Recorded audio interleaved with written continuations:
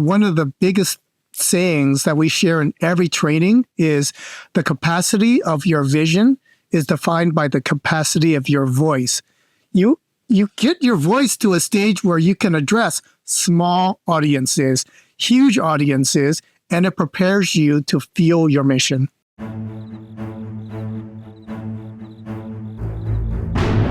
Welcome to the Risk Never Sleeps podcast, in which we learn about the people that are on the front lines, delivering and protecting patient care. I'm Ed Gaudet, the host of our program, and today I am so pleased to be joined by Anthony Lee, partner at the Heroic Voice Academy. Anthony, welcome again. And it's a pleasure to be here. Every time we interact, it's a lot of fun. And I'm very happy to do another rendition of our conversation. And for our listeners, we did this yesterday, but I forgot to hit record. So we're doing it again. And it came out so well, too. I was so excited. So it did. So we have a good bar. I'm sure it'll be even better, right? All right. Well, let's start off by telling our listeners a little bit about your current role in your organization. Thanks, Ed. Well, I'm a partner at the Heroic Voice Academy, and our job is to get global impact leaders ready for presentations. Now, these could be external presentations like speaking at industry conferences, or it could be internal presentations like town hall meetings and company kickoff meetings. And presentation skills is not a built-in muscle. We run something called a presentation gym to get leaders in shape when it comes to sharing their message. Like a CrossFit. Yes, it is. That's a great analogy. Awesome. And what are some of the things you do there? Well, in the gym, really we want to first build a mindset that presentation skills, they don't magically happen. They're like any athletic endeavor, musical endeavor, you need to practice. So what we do inside of the gym is we make it a fun and safe space to practice. Every session, like in a regular workout, we're focusing in on one muscle. So one presentation skill and one part of your message.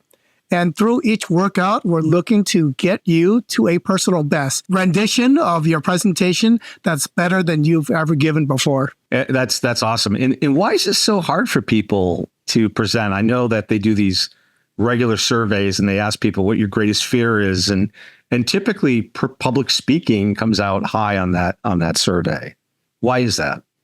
It does. And as we built this company and as we looked at, what are the challenges, exactly as you mentioned, for busy leaders, busy executives, time. I will find time to practice is typically their response. And sometimes they do and sometimes they don't. So what could we do to make it easy for them to fit into their calendar and make it the highest ROI activity of their week? So what we did was, let's design a gym session. It can be as short as 15 minutes. It could be as long as an hour. But while you're in the gym, your only focus is developing a skill and really polishing a particular part of your message. So that's number one, getting into the habit of practice. Number two is an ecosystem of practice. What most people do is they practice alone or they don't practice, they wing it. What we're looking to do is to encourage group practice. Much like in, you mentioned CrossFit, it's more fun to work out in a team. And it's more effective when you work out with a team that has each other's back. We can give the best feedback. We can share the things that work well. We can be very, very blunt on the things that aren't working well. But the ultimate thing is for each other to make everyone prepared for the stage. I love that. I mean, so much there to unpack. I write poetry, and I find that when I read it to a group of people, the process of revisions is so much easier. So much more productive than if I were to do it myself, which is mostly where I spent my time writing. I'm fascinated by this poetry. It didn't come up in yesterday's conversation. No, yeah. I'm also writing, and there's a concept of a SFD, shitty first draft. And we all go through that. I think if we translate this to the presentation world, if you wing it, you're bringing that shitty first draft to the stage instead of something that's been practiced and polished and really tailored to the audience who are investing time and energy listening to your presentation. Yeah, that's a really great point. And I remember when I did one of my first presentations publicly, I froze. I don't think I mentioned this yesterday, but I froze up. And I remember I was presenting with another individual, a partner of ours, and the gentleman knew I was frozen, and he just presented on my behalf. And because we had practiced somewhat, he knew what I was presenting, and he just rolled with it. And after that experience, which was an awful experience, if it's ever happened to you, I vowed that I was going to figure out how to present. It was never going to happen to me again. And I would be a student of presentations. And the thing that really pushed me over the edge in my learning, and I'm an autodidact, so I took it on myself to try to figure it out, right? I should have joined Toastmasters, but I didn't, right? But the thing that really helped me was when I realized Steve Jobs was probably the best presenter. Like, you know, if you had a list of presenters, he'd be up at the top, right? And so I thought I'd get my arms around every one of his presentations and try to learn from, like, decompose what he was doing and learn. And the thing I learned, which really helped me, was, like you said, he practiced so much for a presentation. He would say, like, for every minute, I forget, it was like an hour, he would present. He would practice his presentation. And he could deliver it in a way that was so natural, and because he practiced. And I think that's the key point, that if you want to be a great presenter, you have to put the time in. Yeah, it doesn't happen by accident. I mean, we see a Steve Jobs, we see a Martin Luther King or John F. Kennedy, and these speeches are legendary. But think about what you don't see on that day of presentation. It's the hours of practice they put in. There's refinement, there's feedback, there's lots of polishing that goes on. And by deconstructing it, I mean, you've done the same thing, is look at these things and think about reverse engineering it. What does it take to reach the stage fully prepared? And it's a journey that I want more leaders to go on, because their missions are important. And one of the biggest sayings that we share in every training is the capacity of your vision is defined by the capacity of your voice. You get your voice to a stage where you can address small audiences, huge audiences, and it prepares you to feel your mission. Yeah, no, it's so great to tie that in, because there's some people that, you know, have a great one-on-one vision, and then for whatever reason, they have an inability to communicate it at that level with larger audiences. And I've always been fascinated when I see that, like, wait a minute, he just, or she presented it really well an hour ago on one-on-one. How come they're fumbling through it now? Like, and going back to, again, it's a tool, and you have to practice using that tool in order. Absolutely. What is, was 10,000 hours of practice makes you a master of a tool or a skill? I think, Ed, the practice, I mean, going back to practice, it's worthy of a conversation. What stops people from practicing? Time is one thing, but I think experience. Have you been in a situation where practice was fun, was productive, was something that really moved the needle? And, you know, we find this in other disciplines, right? You're a musician. So as you've practiced your instrument, you've got into a zone where, where did the time go? I've just done all of these practice songs or riffs, and time just passed. Same thing with other professions. And we're looking to craft gym sessions. How can we make it so it is something fun, something we look forward to doing, to returning to, and practicing not only solo, but how can I have fun practicing with others? Yeah, which again emphasizes that role playing with another person, which really does make it fun and much more enjoyable. How did you get into this? You told a really interesting story yesterday, and I'd love you to share that again about your origin story in getting into this profession. Yeah, one thing I didn't tell yesterday, and this is when I share occasionally, my grandma moved over to the US and obviously didn't speak any English. She worked jobs like in a fortune cookie factory and running a sewing machine. But there came a time where she wanted to apply for other jobs. And there was a department store called Woolworths. It's no longer existing. I remember. I remember it. Yep. Yeah.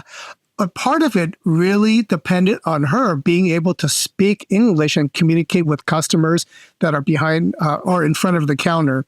Mm-hmm. So I remember, I think I was 7 at the time. She gave me a tape recorder. Right. And these are the ones that have the reel to reel. And yes. She gave me a book. This was her English lessons book. And before I would go to sleep, she would have me read several pages on that book, record it. And then when I fell asleep, she took that recorder and listened to my voice and practiced emulating my reading of the material. Interesting. I think, wow. I didn't think anything of it at the time. It's just me hanging out with grandma. But I positioned her for her interview. She did end up getting a job at Woolworths, and that was the job she had for the rest of her career. But I stumbled upon this story because someone asked me, how did you get into this? I thought it was my technology career, training my engineers how to speak.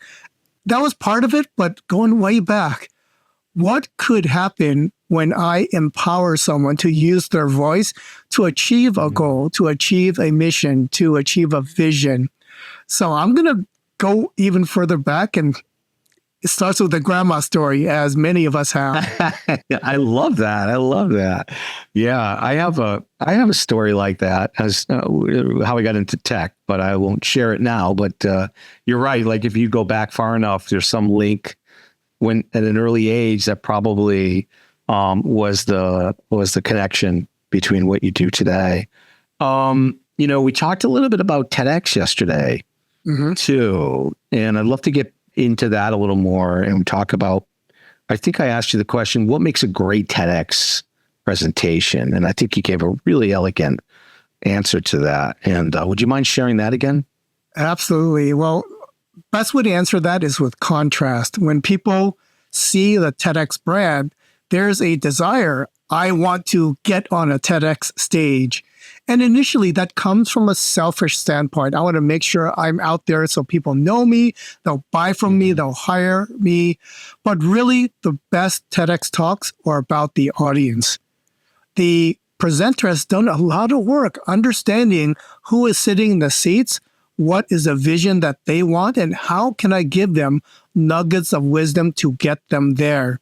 So if we were to deconstruct it, and I always look at TED Talks for inspiration, for teaching examples, they've answered 3 questions. Number 1, vision.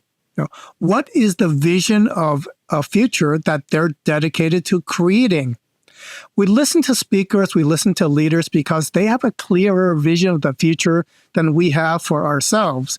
I mean, you're in security. I remember when I was starting to give security presentations, and people depend on us to share what is that vision that we want to live in, where our data, where our medical records are absolutely secure. So that's number 1. Number 2, values, right? What values are they elevating in the world? Now, Ed, if you want to, for the purposes of this answer, repeat your tagline. Oh, risk never sleeps. Risk never sleeps. And then there's a bold promise behind that. It was protecting patient. The people protecting patient safety. Yeah. So if I were to put you on a TED stage, a great presentation from you would be, well, what are the values that Ed is elevating through his work and in the conversation today? So what I heard was safety. I heard delivering. So that's about quality of care. And then let's see, protection. Right? All of those are values that you elevate through your voice, through your work. If I'm looking at a TED stage and a TED talk, there are specific values that are shared values that they don't necessarily have to say, but it can be felt. Wow, I just heard a great TED Talk, and it's because they elevated these values that I love to have in my life. And the last one is engagement. Right? The question is vows. How can I count on this presenter to achieve this vision?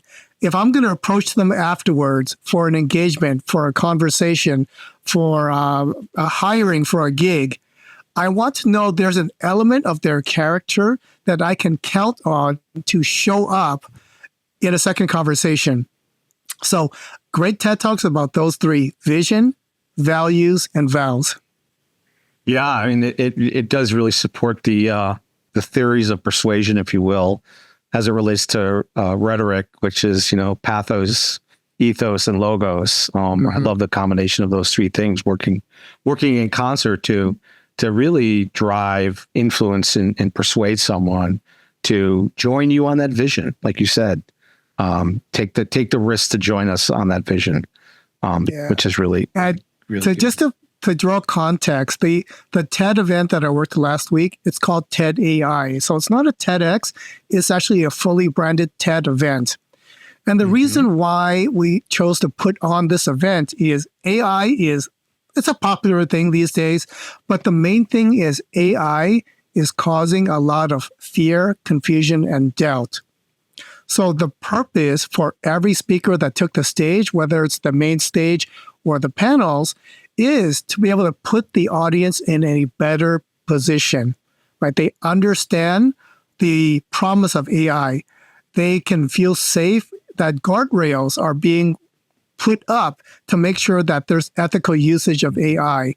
And there's some element of empowerment. By using AI, it really will help me be more productive, increase my quality of life, find AI examples in the medical field. And in the medical field, there was a really great story, and this not from last week, but it came from last year. So there was a mother who had visited so many different doctors, and no one could find the correct treatment for her son. And then she ran into AI and had the models go through, my son is experiencing these symptoms. What are the potential solutions to this or diseases related to this? And it came up with two findings. And she showed it to the doctors who she had previously visited, and they all came up with a shock. It's like, I couldn't even come up with this. Where did you get this from? And she said, we found it through the assistance of AI.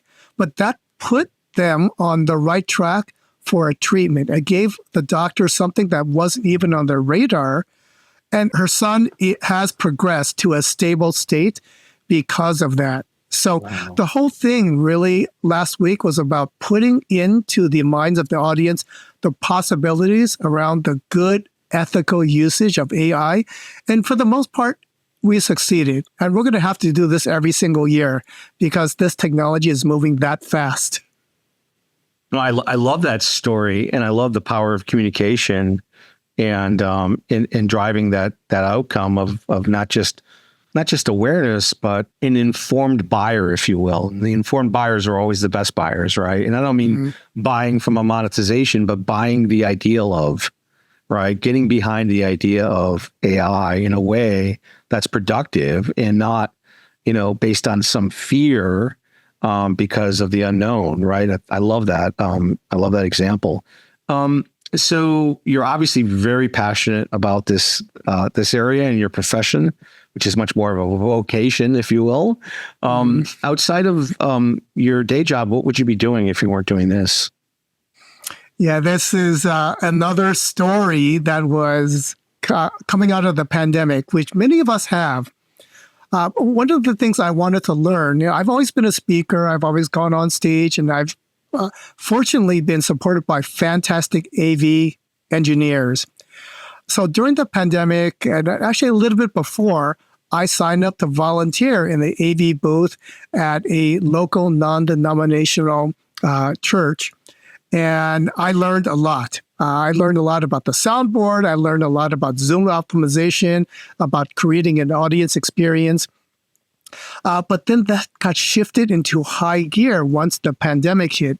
Instead of a full house where the congregation meets every week, and probably like less than 10% attended on Zoom, it flipped. There was only 10 of us that were allowed in the building. Everyone was online.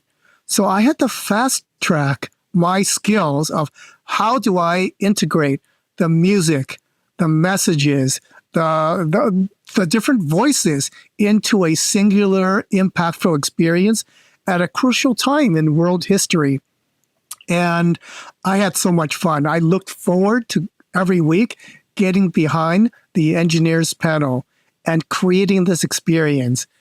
So if I weren't training someone to be on stage, I certainly would love to take a seat in that engineer booth and do everything possible to make sure that their voices are amplified and the audience experience is the best ever.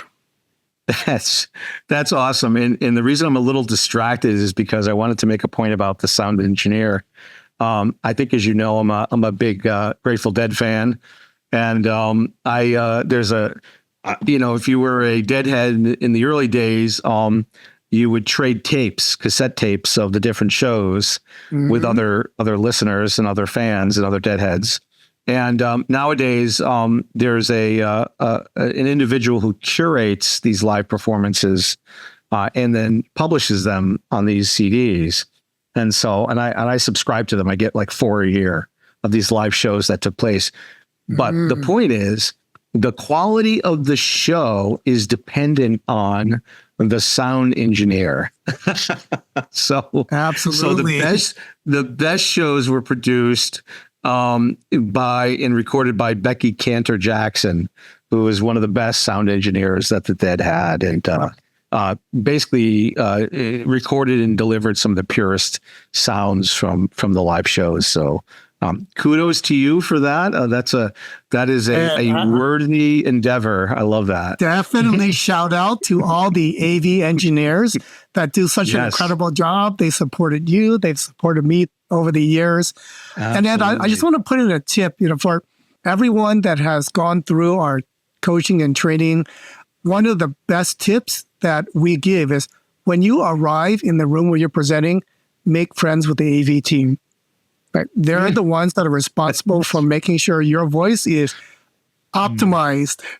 And when you get off stage, make sure to thank them because it is an art form. And when they do your job well, it makes things so much easier for you. Yeah, make sure they cue the timing of your walk-on song correctly. That too. Right? Yeah. And what was yours again? You mentioned it yesterday. What was your walk-on song again? Yeah, I chose from Coldplay, Sky Full of Stars, and it's specifically at the drop. So whenever I go to an event, if the AV team is available early, I say, can you cue up this song? And at the 1 minute 20 mark, after my name is introduced, play that. I love that song. It gets me into the right frame of mind. And I want the audience to be energized as well. Do you remember mine? Ooh, now I want you to share that with the audience. And more, not before you give away the song, why do you have a welcome song? What shift do you want to make before you speak? Oh, there's something about music. I mean, again, I'm a huge fan of music, have been all my life. And there's something about tying music in with everything I do. I try to do it as much as I can when appropriate. And I think some of the best presenters have walk-on songs. And I just remember just one day I had the opportunity to do it. It was sort of a spur of the moment thing. And I had no idea how it was going to affect me. I just knew I liked this song. It was kind of interesting. I thought I would try it. And it stuck and it became the walk-on song I use. And it just completely, I don't know, it drives a rush of this adrenaline that I think is so important when you get on stage. And I like to come in from the back of the room and walk down the aisle as well. I'm a little crazy. And the song, yeah. Go for it. The audience is waiting. The song is Crazy Train by Ozzy Osbourne. So, folks know how that goes. You could, there's a bit of an intense laughter in the beginning, and then this unbelievable guitar riff, and it's pretty energetic. So it gets you going. It gets me going anyway. And I know it's gotten the crowds going in the past. So for sure, right? It's your state is the audience's state. And you and I learned about states through a study called NLP. Music is an anchor. And there's different ways of anchoring yourself to a state: energetic state, positive state, optimistic state, with different types of anchors. It could be auditory, it could be physical. But the auditory of a music that you love and that sets the stage for the audience is something I highly recommend everyone to use. Not only for the day of presentation, use it during your run-throughs and your rehearsals. Yes, that's a good advice, actually, because you never know how it's going to affect you. Yeah, you want to know ahead of time, which is sure. I got lucky; it affected me positively, but I can imagine it could have gone the other way. If you could go back and have a conversation with your 20-year-old self, what would you tell your 20-year-old self? Yeah, there was a particular time, and this is early in my career. My job at the time was a sales engineer. So it was my job to do the technical presentations and then hand it over to the sales rep who would do the sales presentation. And back then, mind of a young engineer, I had a lot of hubris, and I thought, I'm the smartest person in the room. I'm going to come in. I know all the technical details. I can draw all the architectural diagrams. I can handle all the technical objections. And when I do that, I'm going to win. And I learned pretty quickly that that's not the case. Even though your solution may be the technically perfect solution, that's only gets you part way there. And I had a very good mentor that sat me down after every presentation and really pointed out the fact that technical expertise is only part of the solution. Really, you've got to communicate trust. You have to build connection. You have to build the relationships. And doing that requires a lot of other skills when it comes to communicating. And just how I observed the way that he presented, how even though I worked with him for 3 years, but when he left the company, all of my clients, when I went to visit, they asked about him. How's Kirk doing? I hope he's doing well. So part of presenting is that educational part, but part of it also is that relationship part. You want to speak with the voice of a trusted advisor, turn short-term relationships into long-term relationships, and that proceeds to a sale, whether it's now or in the future. Yeah, that connection's so important. And right, playing the long game versus the short transaction is always the best approach. I love that. We used to call that the showing up and throwing up, which is never good. you always really want to understand and engage in a way that allows you to not only make that connection that you mentioned, but also really discover why you're there. Like, why am I here? What pain are you really facing? And I don't know how you can present a solution without really, truly understanding that out of the gate. And it's hard. It's hard to do that. I get. And Ed, if that's one thing that I would encourage everyone to do before they start teaching is create that connection with the audience. We always look for an intro part. And the intro part, it really isn't about anything other than relatability and empathy. Show your audience you know what it's like to be in their shoes, what it feels like to have the problem, and what it will feel like to solve the problem. And that's before you teach anything. Doing that, it creates immediate trust. And I have to tell myself that I was nervous to do that. My strength was my technical expertise. And in nervousness, I want to jump there right away. But the best thing that any of us can do as leaders, as professional communicators, take that time, whether it's a minute or even the first 5 minutes, to share with the audience why you're there, that you know why they came there, that you've been fully prepared based on what you've researched, what you know about the audience. They're bought in. You will have their attention if you just take that early section and demonstrate relatability and empathy. I love that advice. All right. Riskiest thing you've ever done. This is the Risk Never Sleeps podcast. So I have to ask you that question, Anthony. You big risk taker. What is it? So back in 5th grade, I was always a good student and I was teased about being teacher's pet. I mean, I learned very quickly. I got good grades pretty much consistently. And my Achilles heel was presentations. Scared to death about going in front of the class and bombing and getting a failing grade. And that was a fear I had. And the teacher had to really hold space for what was going on, my fear. And when she told me that it's not about the grade, this is just about having fun.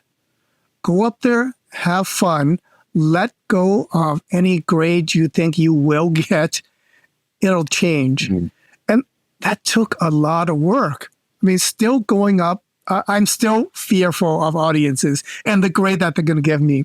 But the tapping into the fun element, when I let go of the risk of getting an F and just had fun, the grade, it produced itself.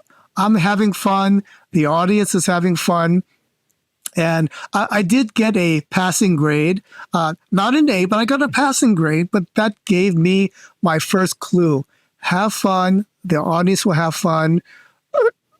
Risk the outcome, right? Risk not getting a perfect grade or an A plus. And just focus on fun and impact. I love that. And that was probably your first experience with NLP. She NLP'd you. She did. I don't even know if she knew what it was at the time, but it was very wise. Probably not. That's so good. Okay, so you're on a desert island. You can bring 5 records with you, albums, musical album. What would they be? What do you listen to when you listen to music? Well, I shared my walk-up song, so that's one that is in my library all of the time. Okay. And we talked about this yesterday, jazz. There's something where jazz, I play it when I'm ideating. I play it when I'm in focus sessions. And the reason why I listen to jazz, now I'm not having any favors come to mind. I just have jazz playlists that are generated for me. But what that gives me is I'm in an environment where musicians practice like thousands and thousands of hours to be able to, in a team situation, present, right? They can play a solo section, then hand it off to someone else. And they listen to what's going on around them, and then they know the right time to come back in. So if I were to be on that island, just have jazz lists available to me. What it does is, for me, it puts me in a state where I appreciate the effort that I put in, and I appreciate the output. It's like, this is genius. You couldn't have come up with this if you had planned, but because of the thousands of hours of practice, it's a perfect segment of a perfect set. I love that. And you're a trumpet player, I believe you said. I am.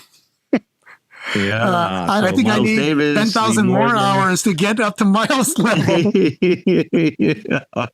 Yeah, good stuff. How about movies? You mentioned a movie yesterday that I hadn't thought of in a long time. Yeah, there's 2 that come to mind. I can watch them over and over again. The first is one called Phenomenon, and that starred John Travolta and Kyra Sedgwick, and it really talks about human potential. And it was a really weird situation where the main character, he had a tumor in his brain. And because of the tumor, it created connections between the left and the right hemispheres that just accelerated learning and ideation. He was able to take a Portuguese dictionary, read through it during a car ride and be able to speak fluent Portuguese at the end of the ride. Incredible. So I just love things that give us a glimpse of what's possible, because I still think we're scratching the surface. The other movie is one called Memento. And that's one where it starts with the end and it backtracks. What were the scenes that took place that got us to that ending? And it reminds me of a saying by Dr. Stephen Covey: begin with the end in mind. And that's one of the things that really stuck with me. Not just that principle, but how does this principle apply in life? How does it apply in a presentation? How does it apply to putting together a talk? And that advice is always sage advice. Begin with the end in mind, and then it focuses all your time, energy, and attention. Yeah, and Memento and Pulp Fiction both broke the traditional 3-act structure of screenwriting, which is a formula basically that most movie producers, directors use. So that's what I love about that movie is it's so non-traditional and so unconventional, and yet tells a story. Very much. What advice? Last question. What advice would you have to graduates that want to get into healthcare or technology or cybersecurity or your profession? Yeah, there's two things for new grads, for early professionals, and even senior professionals: practice. We talked about establishing a habit of practice, and that's for anything: public speaking, doing your craft, learning new skills. Dedicate time in your calendar for practice. It's not practice when you have time. It's you make the time for practice. And I would just look at specific great examples in our world. You see competitive athletes. You see world-class musicians. You see those in the military. Practice is not optional. Practice is a lifestyle. So make practice a lifestyle for you. The second thing is practice with others. You can only go so far with self-practice, self-education. What really moves the needle, what accelerates skills development and also impact is when you can build a team of your inner circle that you can practice with on a regular basis. And that to me is the biggest needle mover.